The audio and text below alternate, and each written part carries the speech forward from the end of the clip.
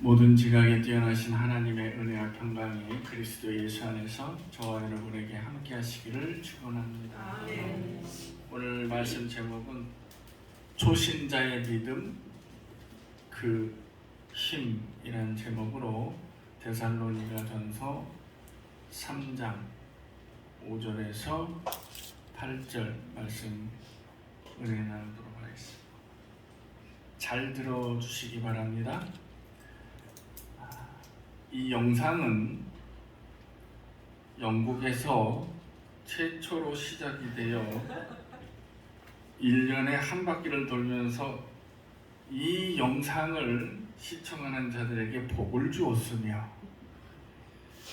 지금 당신께서 시청하신 이후 3일 안에 3명에게 전달이 되어야만 합니다.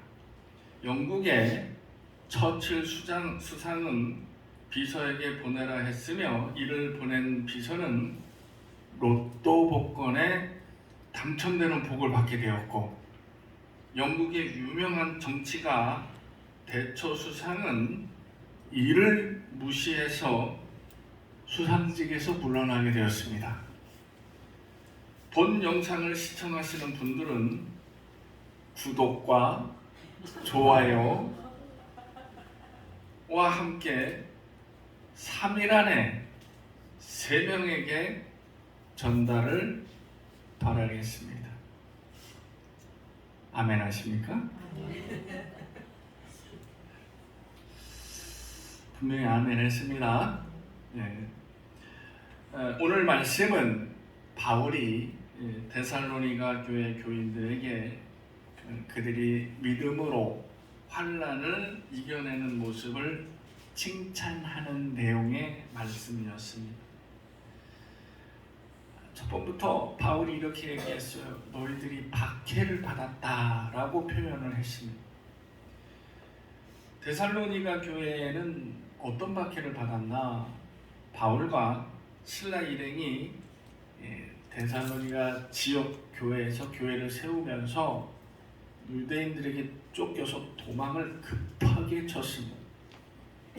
그래서 다른 성으로 발길을 옮겼습니다. 베레아로 옮겼는데, 그런데 떠난 자들은 떠난 거고 남아있는 사람들이 계속해서 핍박을 받았습니다. 그래서 데살로니가 교회 교인들이 당했던 이 박해라는 것은 참 이게 어려운 것이 뭐냐면, 이제 막 나는 예수를 믿기 시작했는데, 예수 믿은 지 3주밖에 안 됐는데, 한 달밖에 안 됐는데, 뭐 길어야 한 달 반, 2달밖에 안 됐는데, 그랬는데 예수 믿는다는 이유 하나만으로 핍박을 받는 거예요. 손가락질 당하고 비난당하고 욕먹고 심지어는 고발까지 당했다는 것이. 사도행전 17장에는 당시 아주 급박했던 그런 상황이 묘사가 되어 있습니다. 바울 일행이 묵었던 야손의 집에서 묵었는데 거기를 급습을 했어요. 누구를 동원했냐? 이 유대인들이 조폭들을 동원했습니다. 조폭은 2000년 조폭이나 지금 조폭이나 똑같아요. 단 하나, 몸에 미꾸라지 문신이 없다라는 거죠. 미꾸라지 대마리 그려가지고 이러고 있어야 되는데, 그때 그 당시 조폭들은 어떤 형상을 하고 있는지 알 수가 없습니다. 그래서 이 사건으로 인해서 유대인들에게 쫓기게 된 바울이 베레아로, 아덴으로, 고린도로 계속 장소를 옮겨갑니다. 이게 또 제가 볼 때는 부정적이지만은 않습니다. 왜냐? 바울이 베레아로, 아덴으로, 고린도로 가는 곳마다 복음을 전했기 때문입니다. 그래서 거기서 또 다시 교회가 세워지고 교회가 또 세워졌기 때문에 저는 이거를 부정적으로만 보지는 않습니다. 문제는 데살로니가 지역에서만 유대인들의 횡포와 핍박이 국한된 것이 아니라, 그러니까 여기 지금 우리가 데살로니가 교회 우리 태촌 지역이 있다라고 하면은 바울의 저 하나 미사일 정도로 도망간 거예요. 그 거기서 예수를 전한다고 하니까 또 유대인들이 때를 지어서 미사일처럼 쫓아가는 거예요. 그러니까 또 미사일에서 갈 수가 없으니까 이 바울이 또 명일동으로 가서 또 명성교회를 세운 거예요. 그죠? 그 명성교회를 세웠더니 또 유대인들이 또 쫓아가가지고 거기서 못하게 방해를 하고 공작을 피고 핍박을 하고 이랬던 거예요.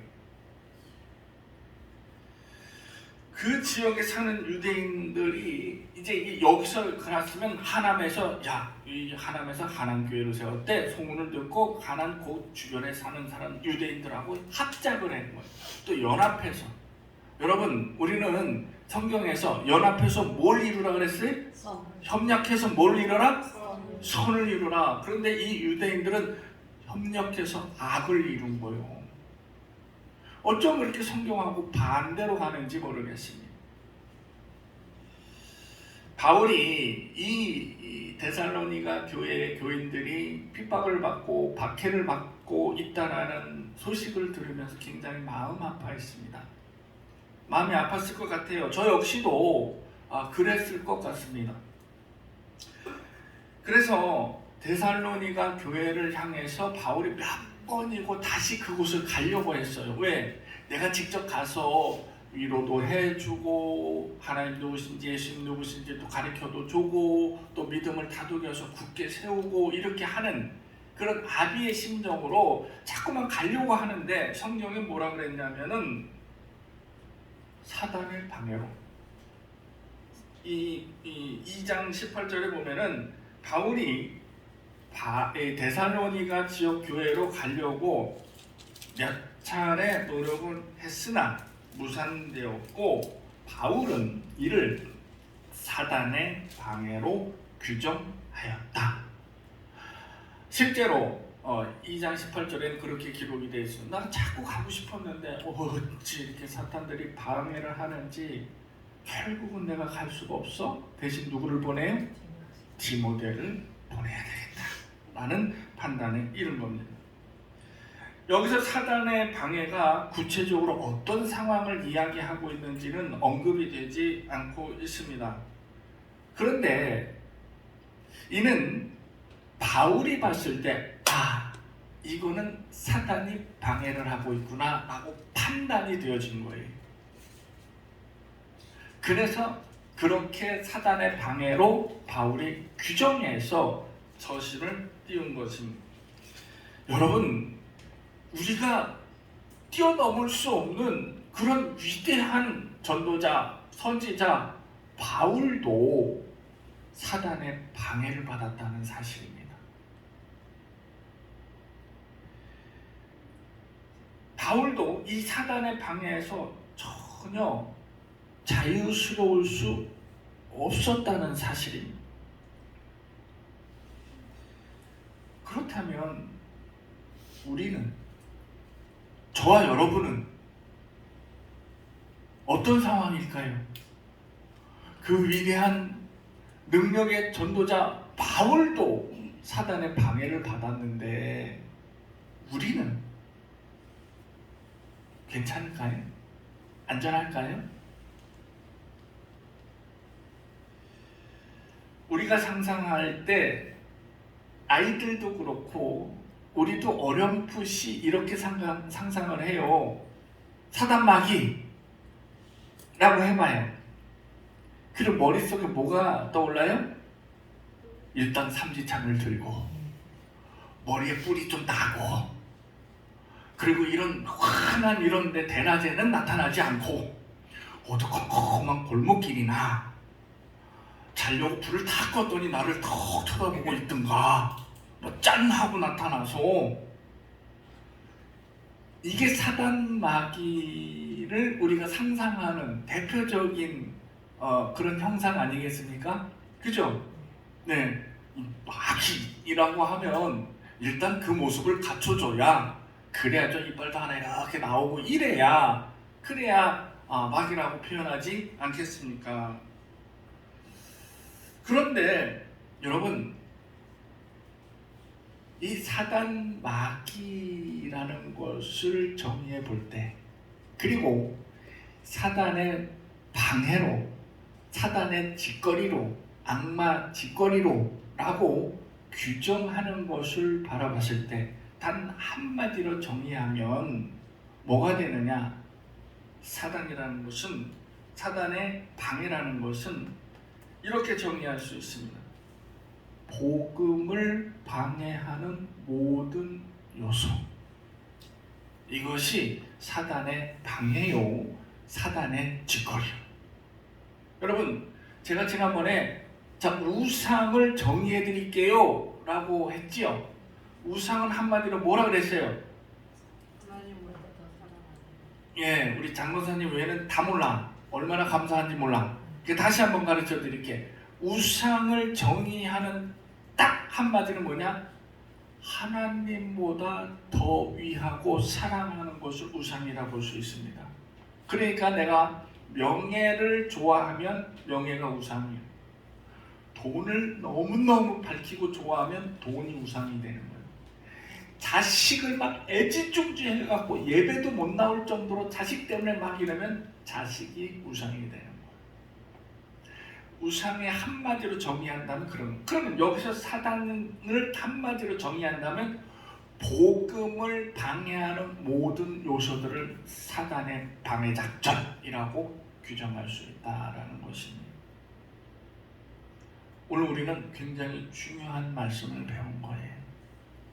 이런 개념을 딱 내 머리에 장착을 하고 있으면 앞으로 사단이 사단의 방해를 할 때마다 요게 사단의 방해를 하는구나, 요게 이 복음을 방해를 하고 있구나 라고 판단이 되어질 수 있다는 것입니다. 그래서 사단은 우리 인간사, 인생사, 인간의 재반사 모든 것에 영향을 미칠 수가 있습니다. 좀 전에 얘기했던 삼지창 들고 머리에 뿔 나고 껌껌한 밤에 이거로 국한되어 있지 않다라는 거예요. 그래서 사단은 우리 인생사 전체에 영향을 미칠 수 있는, 언제든지 깜빡이도 안 켜고 훅 들어올 수 있다라는 거예요. 이게 사단. 예고가 없습니다. 경고가 없습니다. 예배 드리러 가려고 그러면 왜 저 사람이 이렇게 그냥 고를 내고 그러는지 난 알다가 사단이 방해하는 거예요.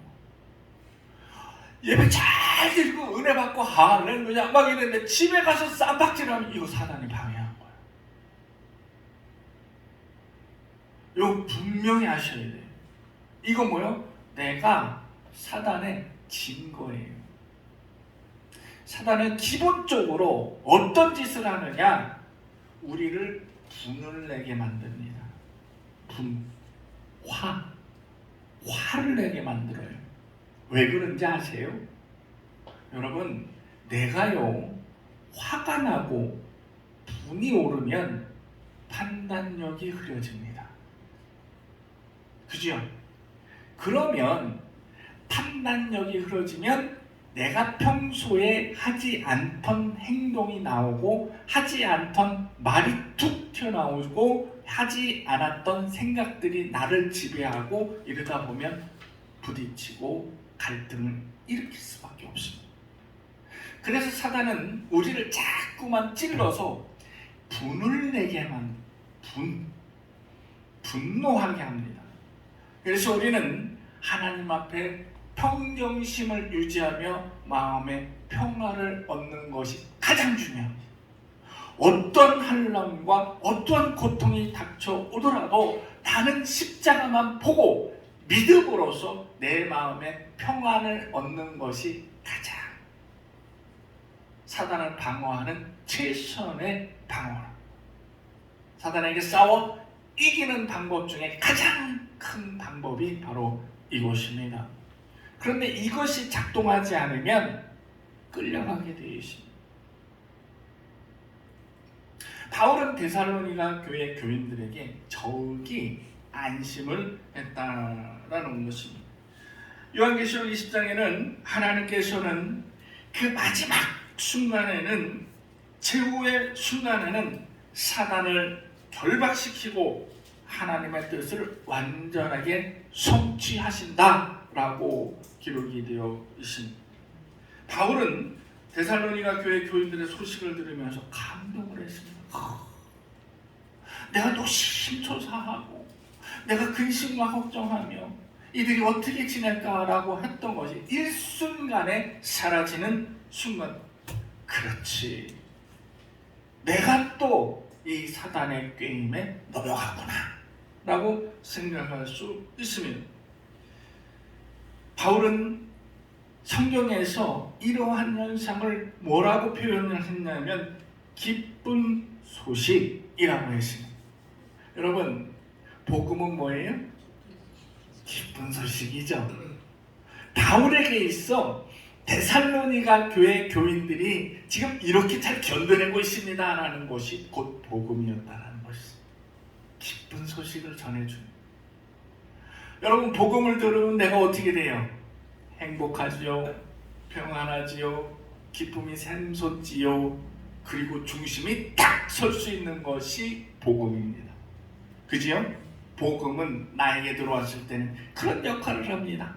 지금 그것을 바울이 그대로 이야기하고 있습니다. 너희들이 나에게 기쁜 소식을 전해 주었다 라고 하면서 이 6절에 보면은 그들이 얼마나 믿음으로 잘 버티고 굳게 서고 있는지, 또한 바울과 그 전에 만났던 그 장면을 추억하면서 선생님 한 번만 다 오셨으면 좋겠어요, 선생님 보고 싶습니다 라는 재회를 갈망하는 이 소식을 들으면서 너무너무 기뻤다라는 것이 자, 중요합니다. 이 기쁜 것이 바울에게 이렇게 작용을 했는데요, 그 나중에 그 밑에 말씀을 보면요, 8절에서 주 안에서 굳게 섰다. 너희들이 지금 주 안에서 굳게 섰다는 것을 내가 귀로 듣고 확인했다. 주 안에서 굳게 섰다라는 것은 주 안에서 흔들리지 않는 믿음을 보여준 그런 모습을 전달받았다라는 거예요.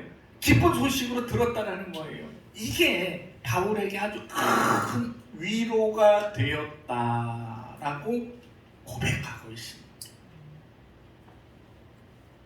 기쁜 소식은 나에게 큰 위로가 되었습니다. 복음은 나에게 큰 위로가 되었습니다.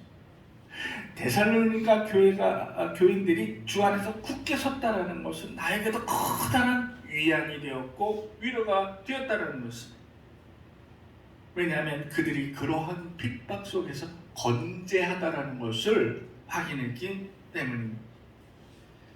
이 대목에서 바울이 살짝 언급한 내용이 8절에 있는데요, 그게 뭐냐면 내가 여기 너희들 이야기를 듣고 내가 참 기뻐하는데, 근데 내가 사실은 많은 환난도 있었고 궁핍했고, 여러분 궁핍했다는 건 뭐예요? 민생고가 어렵다라는 거잖아요. 해결이 안 된다는 거잖아요. 때로는 밥도 굶을 수 있다라는 사실이잖아요. 이런 궁핍과 환난 속에서도 그 얘기를 들으니까 기운이 펄펄 났다라고 고백을 하고 있다는 거예요. 무슨 소식에? 복음에, 기쁜 소식에. 그렇습니다. 여러분, 궁핍과 환난에서 건재하다는 이 소식은 나에게 큰 위로가 되고 힘이 됩니다. 여러분, 내가 여러분들에게 기쁜 소식을 전한다는 것은 여러분들이 큰 위로가 되고 그리고 큰 힘이 될 수 있다는 사실입니다. 여러분, 기쁜 소식을 들으면요, 내가 큰 힘을 얻을 수 있다는 것을 바울이 직접 보여주고 있습니다. 여러분, 복음을 들으면요, 내가 힘을 낼 수 있고요, 위로가 될 수 있고 평안을 얻을 수 있고, 그리고 주 안에서 굳게 설 수 있다는 것을 지금 바울이 직접 언급을 하고 있습니다. 그러니까 우리는 모든 이들에게 기쁜 소식을 전해야 되고 복음을 전해야 되고 그리고 내가 건재한다 하고 있다라는 것을 주변 사람들에게 전해야 합니다. 그것이 주변 사람들에게 큰 힘을 줄 수 있기 때문입니다. 우리가 주 안에서 굳게 선다는 것은 이렇습니다. 내가 나뿐만이 아니라 내 주변 사람에게도 큰 영향을 미칠 수 있다는 것. 이것을 뭐라고 얘기해? 선한 영향력이라 합니다. 선한 영향력. 그런데 여러분, 내가 예수를 믿고 열심으로 주님마다 교회 예배를 다니면서도 주변 사람들에게 비춰지는 모습은 지글지글하고 들들하고 오만상 찡그리면서 보다 신경절전이며 그냥 인상을 써갖고 미간에 주름이 쫙 잡혀갖고 그리고 막 요만한 거에도 막 바바바바바 떨고 막 나는 절대로 돈 10원 한 장 손에 안 보는 그런 성격을 갖고 있어서 주변 사람들이 아우 저 사람 얼마나 지독한지 저 사람 말도 붙이지 못해. 그런데도 이 사람은 또 말끝마다 아멘 할렐루야 이지라라고. 이게 무슨 은혜가 되겠냐고요 이게. 그런데 여러분 이런 게 있잖아요. 슈퍼나 마트나 식당이나 이런 데 가면은 갑자기 계산하려고 그러는데 뭐 그 사람하고 나하고 일면식도 없어요. 그런데 교회 다니세요? 라고 물어본 적 있지요? 고개 끄덕 있지요? 권사님이 있다고? 기적과 같은 일이 벌어졌습니다 지금. 그래요. 교회 다니세요? 그러니까 이 사람은 이 장사를 하면서 많은 사람들을 겪어봤기 때문에 척범은 압니다야. 그러니까 이 사람 계산을 하는데 그 모습에서 교회 다니는 예수 믿는 그리스도의 향기가 뿜어져 나오는 거예요. 그리스도의 향기가. 그런데 저는 아직 개척후 지금까지 계산하면서 목사님이세요? 소리를 못 들어봤어요. 어떻게 해야 돼 제가? 그래서 제가 저는 개천의 이용교회 개척교회 목사입니다 라고 하면 깜짝 놀래요. 목사님이셨다고요? 이래요. 나 기도원 가야 되지. 그죠? 금식 더 해야 되죠? 네? 잘생겨서 그렇대요. 야, 믿음이 신실한 사람 입에서 저런 얘기가 막 나오는 거예요. 그렇습니다. 우리는 내 주변에 있는 사람들에게 선한 영향력을 끼칠 수 있는 그리스도의 향기를 전해줄 수 있는 사람이 되어야 된다는 거죠. 믿음의 연조, 이건 중요하지 않습니다. 데살로니가 교회 교인들 보세요. 믿은 지 한 달밖에 되지 않았습니다. 그런데도 굳건하게 주 안에서 버티고 서 있었다. 신명기 33장 29절에는 하나님은 그의 백성들에게 너를 돕는 방패요 내 영광의 칼이요 내 대적이 내게 복종하게 만들어주시는 분이 바로 하나님. 그렇게 우리를 도우시는 분이 바로 하나님이시죠. 시편 28장 9절에는 하나님은 그의 백성들에게 구원하시고 산업에 복을 주시고 그리고 그들의 목자가 되어서 영원히 우리를 인도하시는 분이 하나님이시다 라고 기록이 되어 있습니다. 하나님 바로 이런 분이세요. 뿐만 아니라 로마서 8장 26절에 보면은 성령님께서는 우리의 연약함을 도우시고 그리고 우리를 위해서 말할 수 없는 탄식으로 기도해 주신다는 거예요. 이게 성령님의 역할이에요. 성령님은 연약한 나를 이리저리 돌아보면서 찾아다니시면서 네가 뭐가 부족하니, 뭐가 힘드니, 뭐가 어려우니 이렇게 하면서 말할 수 없는 탄식으로 나를 위해서 움직이신 분이 성령님이시다. 로마서 8장 26절에 기록이 되어 있는 말씀. 여러분, 이 말씀을 보면은 우리가 한 가지 사실을 확인할 수 있는데, 그게 뭐냐? 하나님의 기본 심성이. 하나님은 그의 기본 심성이 우리를 위해서 애쓰고 힘쓰며 아비의 마음을 갖고 계심을 우리가 알 수가 있습니다. 이것은 제가 전해드리는 말씀이 아니라 기록된 하나님의 말씀입니다. 나는 믿음이 약했어. 나는 믿은 지 얼마 안 돼서, 나는 기도를 잘 못해서, 이런 분들 실망하지 마세요.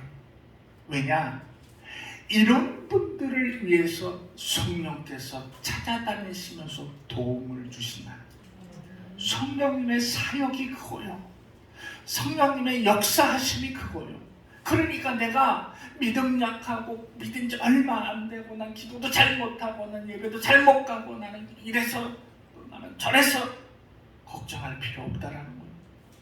성령께서 찾아오신다는 거예요. 문제는 내가 성령께서 나를 찾아오셨을 때 그분의 손길을 거부하지 말라는 거예요. 여러분, 성령께서는 여러분들을 그렇게 찾아주셨는데, 사실은 내가 애써 외면하고 애써 무시하고 애써 거부했기 때문에 그 성령님의 역사하심을 내가 깨닫지 못했다는 사실입니다. 그러니 여러분, 성령께서 도우시면 거부하지 마시고, 성령께서 나를 도우셨기 때문에 이 환난에서, 이 싸움에서 내가 지금까지 버틸 수 있었고, 지금 내가 승리할 수 있었다는 사실 반드시 기억해 주시기 바라겠습니다. 누가 뭐라 하든 우리가 기도해서 얻은 것이 있습니다. 저쪽 교회에 있을 때 5, 6년 전에 똑같은 상황이었어요. 태풍이 올라왔습니다. 뉴스에서 난리가 났습니다. 우리나라가 초토화될 것 같았습니다. 이 소식을 듣고 믿는 우리가 가만히 있을 수는 없습니다. 그래서 예배 때 우리가 다 같이 모여서 우리 다 같이 이 태풍을 위해서 기도합시다. 전심전력을 다해서 정말 목이 터져라 목이 쉬어라 외쳐가며 하나님 앞에 기도했습니다. 하나님, 이 나라를 구보 살피시고 이 태풍에서, 이 영향력에서 벗어나게 해주시기를 원합니다. 간절히 기도했습니다. 그런데 태풍이 오다 90도로 꺾어서 밖으로 나갔습니다. 누구도 예상 못했습니다. 기상예보가 한 명도 이를 예보한 사람이 없어요. 어느 방송사도 어느 기상청에서도 90도로 꺾어 나갈 거를 예상하지 못했습니다. 저는 너무 신기해서 그 사진까지 다 찍어놨는데 핸드폰 옮기면서 다 삭제가 됐나 봐요. 너무 아쉽더라고요. 저 기상사진까지 다 찍어놨었습니다. 왜냐? 저는 굳게 믿었습니다. 우리가 기도했기 때문이라고 믿었습니다. 그런데 지난 수요일날 똑같은 상황이었습니다. 이 태풍이 우리나라를 정통으로 관통해 나간다고 했습니다. 두려웠습니다. 또 얼마나 많은 손해와 피해 그리고 인명이, 그래서 두려웠습니다. 우리 수요 예배 때 간절히 기도했습니다. 거기에는 우리 김현미 권사들도 있었어요. 하우스 안에 하우스 날아가면 어떡하냐, 그 생각을 하니까 가만히 있을 수가 없습니다. 이걸 또 질투하는 집사도 있더라고. 또 현미 권사님만 잠깐만, 누군지는 밝히지 않겠어요. 그래서 제가 수요 예배 때 간절히 기도했습니다. 하나님, 제발 정말 올 것 같으면 우리 김현미 권사님 하우스 살짝 비껴가면 안 되겠습니까? 그런데요, 여러분 겪었지요?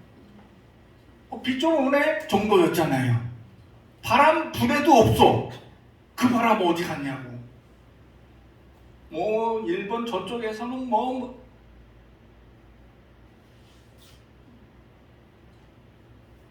저는 기도했기 때문에 그랬다고 굳게 믿습니다. 왜냐? 우리의 기도 한마디로 이 산을 들어 저 산을 움직일 수 있다라고 성경에 반드시 분명히 확실하게 기록이 되어 있기 때문에 저는 이 말씀을 믿고 기도했습니다. 그래서 하나님께서 우리의 기도를, 저의 기도를 들어주셨다라고 저는 확실히 믿고 앞으로도 계속 간증을 할 것입니다.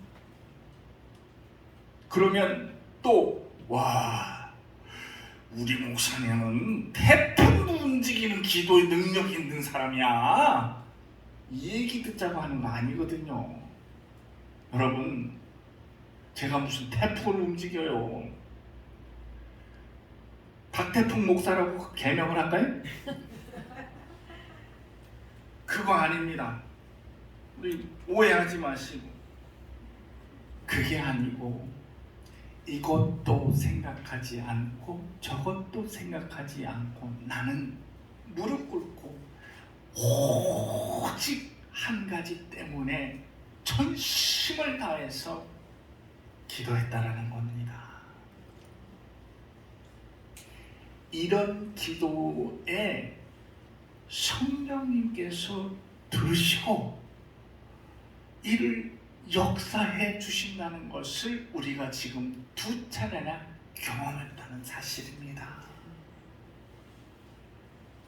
위하여 기도의 응답이 왜 이렇게 많은지 아십니까? 이 사실 때문에 그렇습니다.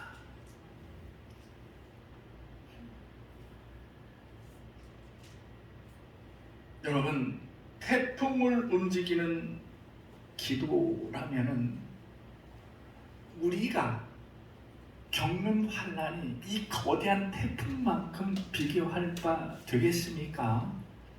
그런데 우리는 기도로 태풍을 움직였습니다. 그러면 우리는 기도로 내가 겪고 있는 이 작은 환난 좀 버텨내고 이겨낼 수 있습니다. 승리할 수 있습니다. 여러분, 믿고 기도하십시오. 무릎 꿇고 기도하십시오. 태풍도 물리쳤습니다. 이까지 고난 하나, 내가 여기에 질질 짜고 울며 하나님 왜 나한테 이런 것을, 왜 나에게만 고난을, 왜 나만 겪는 고난이냐고 이거 할 뻔했어요.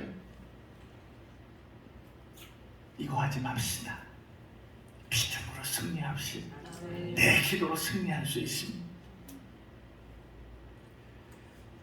이것이 지금 지나온 며칠간의 우리가 겪은 체험이고 우리가 간증할 수 있는 부분, 남들이 들으면 뭔 개똥 같은 소리를 하고 있어요, 저 같은 예수쟁이들 뻥은, 하여튼 이렇게 할 수 있겠지만 그러나 우리는 직접 겪은 겁니다.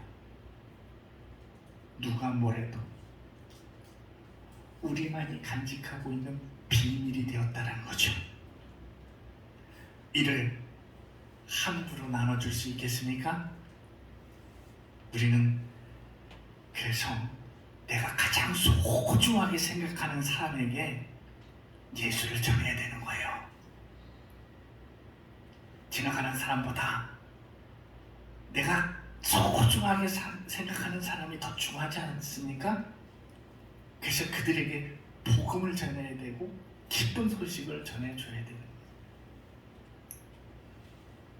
데살로니가 교회 교인들은 모두가 초신자의 믿음을 갖고 있었습니다. 믿은 지 얼마 되지 않았습니다. 뭐가 뭔지 몰랐어요. 그냥 세례 받았습니다. 집사도 없었어요. 그 흔한 집사 한 사람 없었어요. 그래도 이들은 지켜냈습니다. 이들이 무슨 힘이 있어서 지켜냈겠습니까?